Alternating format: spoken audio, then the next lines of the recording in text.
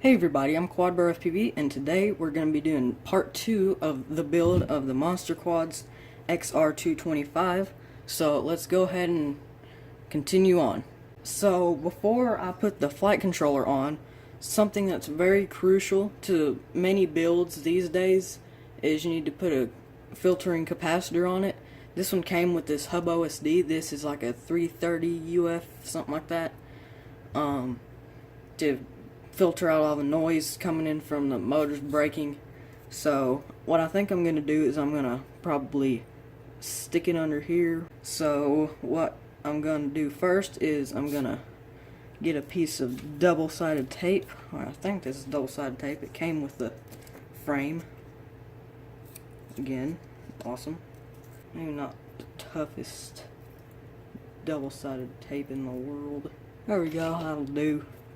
Might tack it down a little better with hot glue or something.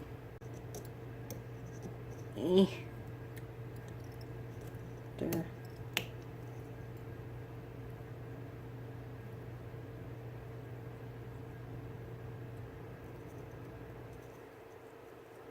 Alrighty guys, so I finally got that soldered. So we can go ahead and move on to putting on the flight controller. Alright guys, so I also forgot that I need to put on this receiver, and the receiver I'm using is the FreeSky X4R. I've depinned it and I've directly wired the smart port because I'll be using the Lua script on my Tyrannus for PID tuning and VTX adjustment, even though I'm not using a VTX that's adjustable, but mainly for PID tuning. So I'm going to go ahead and put a couple of strips of double-sided tape on there to make sure it sticks down, doesn't slide around, because that's happened before.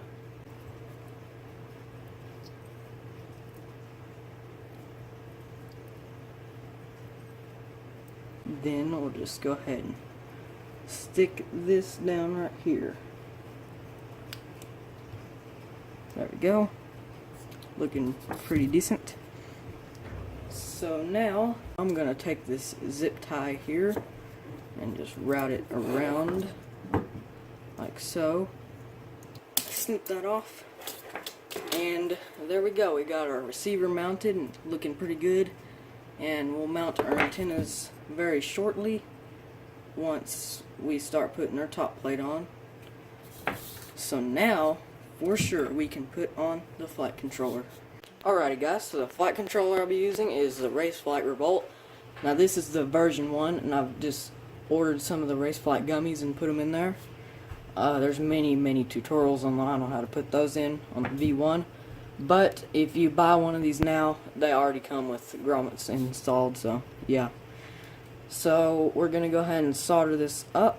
So first of all, let me solder in the 5-volt in so we can power it. So the 5-volt is going to go here.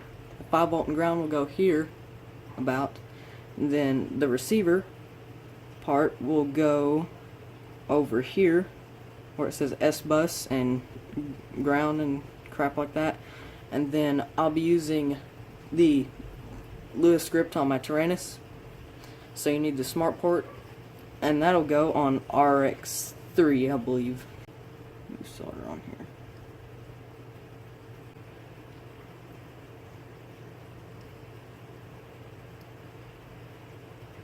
We're going to be soldering our receiver to it.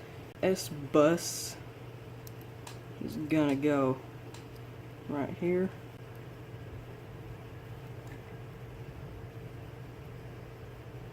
FreeSky, please put some silicone wires in your X4R kit thingies. It'd be much less of a hassle. Alright, there we go.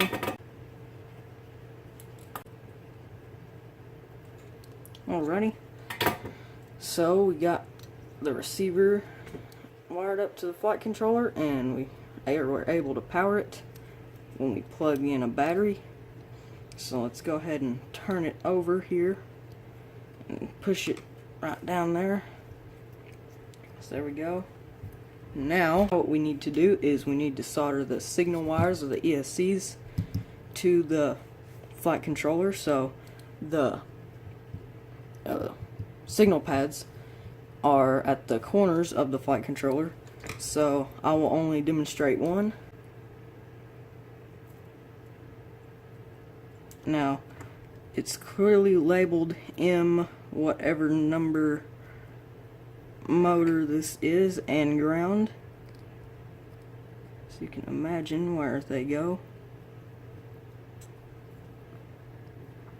And there we go, we got one, and you're going to want to repeat this for the other three, so let me do that very quickly. Okay guys, so I finished putting all the signal wires on there, so I believe that's all the soldering that we have to do. Now what we have to do, we need to put some nuts on here to hold the flight controller down. And what I'm doing is just kind of pushing it down as I'm tightening them, and I'm trying to make the end of the screw level with the top of the nut. Now we can go ahead and put on our VTX. So for the VTX, I'm just using this cheap Eachine ET200 VTX, 200 milliwatt, 32 channel, kind of old, but it still works fine. And I'm using this Fox here antenna. The part right here is kind of beat up, if I can get it to focus.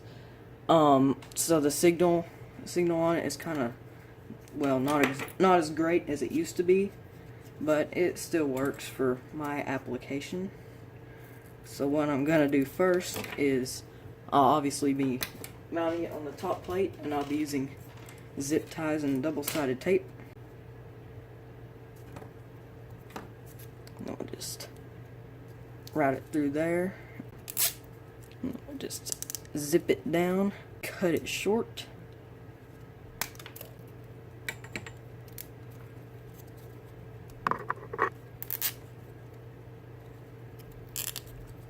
Cut that short as well. Now let me just place it on here and make sure the wire will reach good. Yep, and pretty good. We'll go and angle this up, and the next step would be to put the RunCam Swift on that I'm using, but the case on it is kind of broken right now, and I'm waiting for the new one to come in. But that's just a simple matter of lining up the holes right here and screwing them down with the screws. You can use any HS1177 style camera. I just chose the RunCam Swift because that's what I have lying around, and it works well for me, and I don't need the OSD like the newer ones have built in. Okay guys, so the final thing to do before we can put the top plate on is we need to mount our antennas here. So I do it very similarly, well actually exactly the same as how Mr. Steel does it.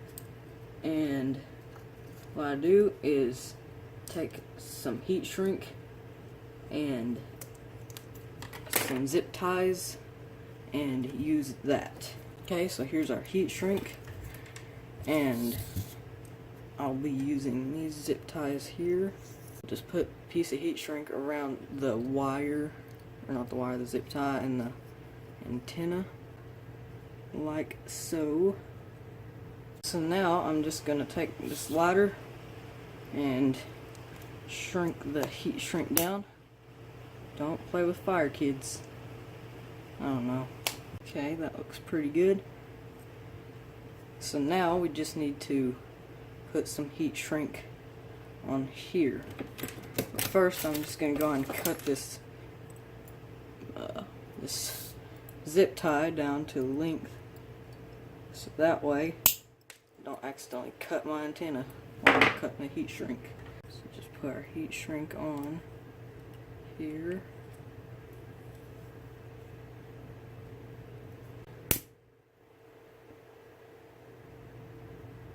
I think I'll just put 2 layers on there, so that way if this gets caught in the props, there's less of a chance of it getting chopped up.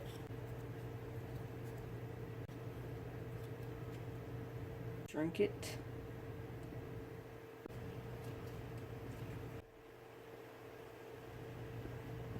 Alright guys, so here's our antenna here, and you're just going to want to repeat this step for the other antenna. Alright guys, so here it is, we're all done. To be honest, this is one of the best looking builds I've ever made.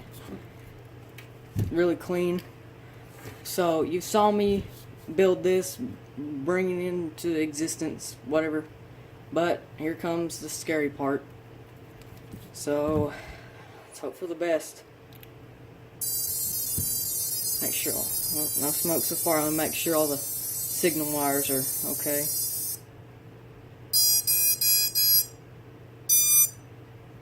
Well, I believe it is working good.